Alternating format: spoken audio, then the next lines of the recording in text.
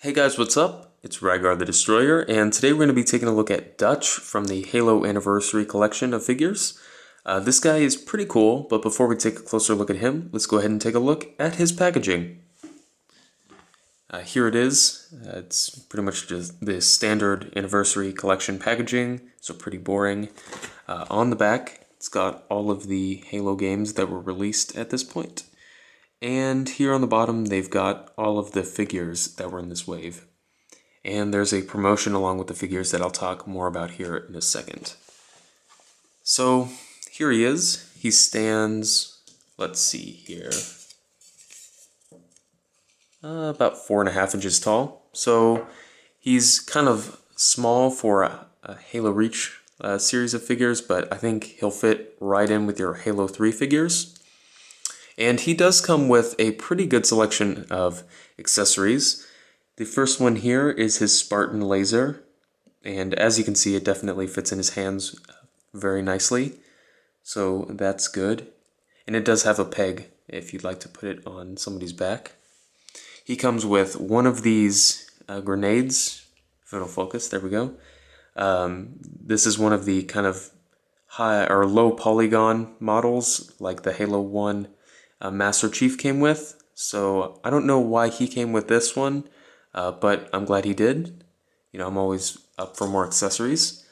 And he came with the right half of this, I guess it's the difficulty emblem, and he comes with the kickstand for it.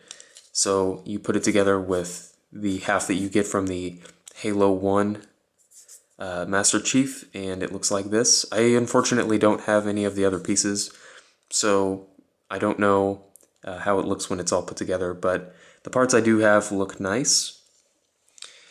As far as the figure goes, he's kind of a mixed bag as far as like what's done well and what isn't.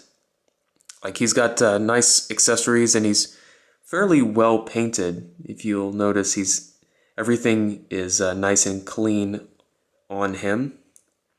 But unfortunately, some of his articulation is really loose and some of it is really frozen.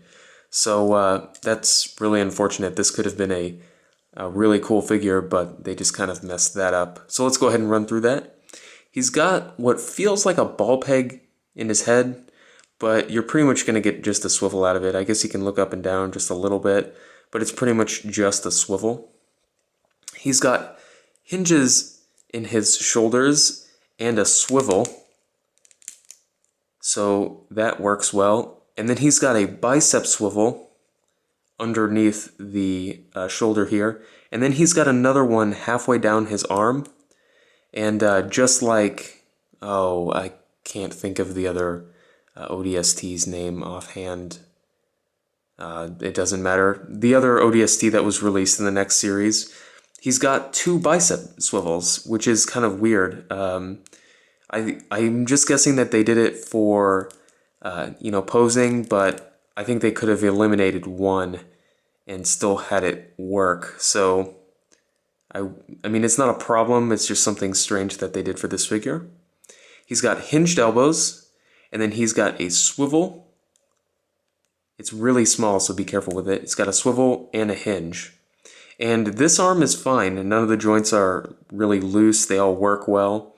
But on this arm, his elbow's loose, and his wrist is so loose that the peg that holds his hand on actually falls out. So watch out for that on your figure if you buy this. Just watch out for these wrist joints. He's got a swivel, or it could be a ball joint, but it's pretty much, it operates as a swivel here in his torso. He's got hinged hips that are so frozen I can't seem to get him to move really, but they are there, and they let his leg kick forward and back.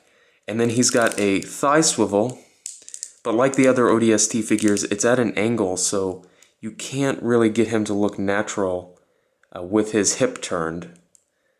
So that's weird. I wish they had done that differently, but they didn't. And then he's got a hinged knee with a swivel, and this side of the figure works fine. This side of the figure, the knee is so frozen I can't get it to move. The swivel still works, but the hinge part doesn't. And then the ankles are on a ball joint, or sorry, ball hinge. And but just because of the shape of the armor, you're not really going to get any range of motion out of them. And yeah, this one over here is pretty much stuck, so get a little bit of swivel, a little bit up and down, but it's really hard to pose this guy and have him look good. So just keep that in mind if you're going to buy this figure. It could have been, you know, really cool, but you know, with the problems with the joints really take away from it. So just keep that in mind if you're planning on buying this guy. If you know that going in, I think you won't be disappointed, but just, you know that it does have some problems. Anyway, if you have any comments or questions, just leave them down in the comment section below, and I'll see you later.